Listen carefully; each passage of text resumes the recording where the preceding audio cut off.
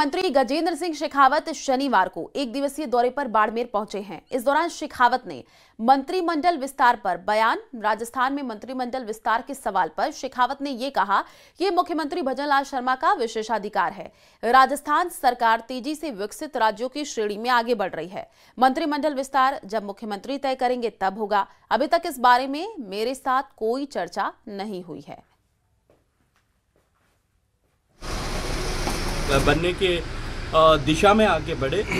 मैं ये मानता हूँ कि ये औपचारिकता ऐसी है कि मुख्यमंत्री जब तय करेंगे, जिसको जो जिम्मेदारी देंगे वो काम करेंगे। चलिए, जब होगा तब। अभी तक तो इस विषय पर कोई चर्चा हुई नहीं है। जब होगा तब मुझे लगता है इस विषय पर चर्चा करने में कोई घंटों की या महीनों की या दिनों की आवश्यकता नहीं है। ये तो शायद 5-7 मिनट में हो सकती है। और जब कभी होगा तब साथ में बैठ करके निर्णय करना, ये भारतीय जनता पार्टी की पद्धति है, कार्य पद्धति का हिस्सा है। लेकिन फिर कहूँगा कि ये मुख्यमंत्री का विशेषाधिकार है। Let him exercise his power. देखिए, भारतीय जनता पार्टी में सामूहिक उत्तरदायित्व के साथ में हम सब लोग मिलकर के काम कर रहे हैं। और भारतीय जनता पार्टी में इसीलिए किसी भी दायित्व को पद नहीं कहा जाता। हमारे यहाँ दायित्व के मानने की परिकल्पना है। जिसको जिस भूमिका में काम करना पार्टी ने, संगठन ने, नेतृत्व ने तय किया है, वो उस भूमिका में काम करेगा, उस जिम्मेदारी के साथ में काम करेगा। और ब्यूरोक्रेसी में बड़ी सर्जरी के बाद अब मंत्रिमंडल विस्तार की सुगबुगाहट तेज हो गई है। सूत्रों की माने तो भजनलाल सरकार की दूसरी वर्षगांठ से पहले प्रदेश में मंत्रिमंडल फेरबदल विस्तार हो सकता है। करणी घोषित होने के बाद मंत्रिमंडल विस्तार की चर्चाएं जोरों पर हैं। सूत्रों की माने तो सरकार के 2 साल पूरे होने से पहले ही मंत्रिमंडल में बड़े बदलाव की प्रबल संभावना जताई जा रही है। सूत्रों के मुताबिक 10 मंत्री ड्रॉप हो सकते हैं। इसमें नॉन परफॉर्मिंग मंत्रियों की छुट्टी हो सकती है। वहीं कुछ मौजूदा मंत्रियों के विभागों में बदलाव भी संभव है। इसके साथ ही संगठन में बेहतरीन काम करने वाले युवा और वरिष्ठ नेताओं को भी इनाम मिल सकता है। इस फेरबदल का मुख्य आधार पार्टी के अंदर गुटों का संतुलन साधना और क्षेत्रीय जाति प्रतिनिधित्व बताया जा रहा है। मुख्यमंत्री ने हाल ही में अपने आवास पर विभिन्न क्षेत्रों के विधायकों नेताओं से बंद कमरे में मुलाकात कर फीडबैक लिया। इसे मंत्रिमंडल फेरबदल से पहले की अंतिम समीक्षा प्रक्रिया माना जा रहा है। फिलहाल मंत्रिमंडल में 24 मंत्री हैं और अधिकतम 30 मंत्री बनाए जा सकते हैं। इस लिहाज से 6 मंत्री और नए बन सकते हैं।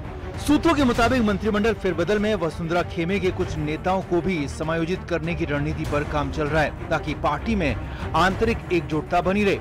अंतः उपचुनाव में मिली हार के बाद बीजेपी आगामी पंचायत और नगरीय निकाय चुनाव में मजबूत संदेश देना चाहती है। अगर दिसंबर में मंत्रिमंडल फेरबदल की खबरों पर मोहर लगी तो ये प्रदेश की राजनीति में नई दिशा तय करेगा। साथ ही प्रशासनिक कार्यप्रणाली और संगठनात्मक ढांचे को भी नई पहचान देगा। Bureau report, news 18 Rajasthan.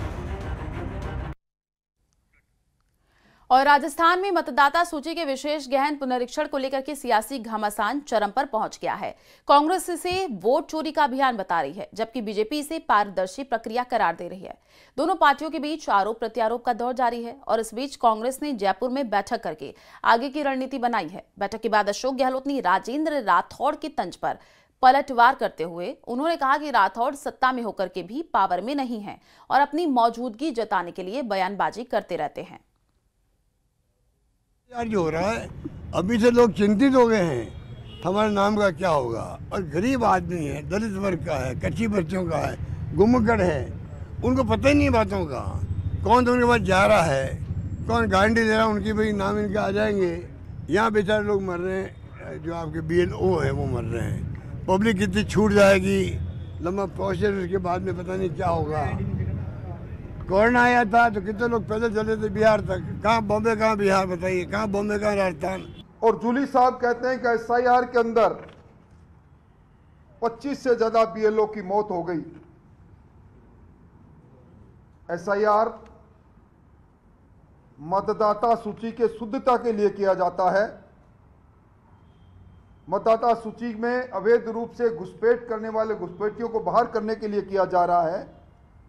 कौन से 25 BLO की मौत हो गई, अगर उनके पास कोई सूची है तो निश्चित तौर पर उनको जारी करनी चाहिए। गहलोत साहब को सरकार इसलिए नहीं दिखाई देती कि उनकी सरकार के अस्तित्व पर पूरे 5 साल तक जन चिंता रही। टुकड़ों में बटी हुई सरकार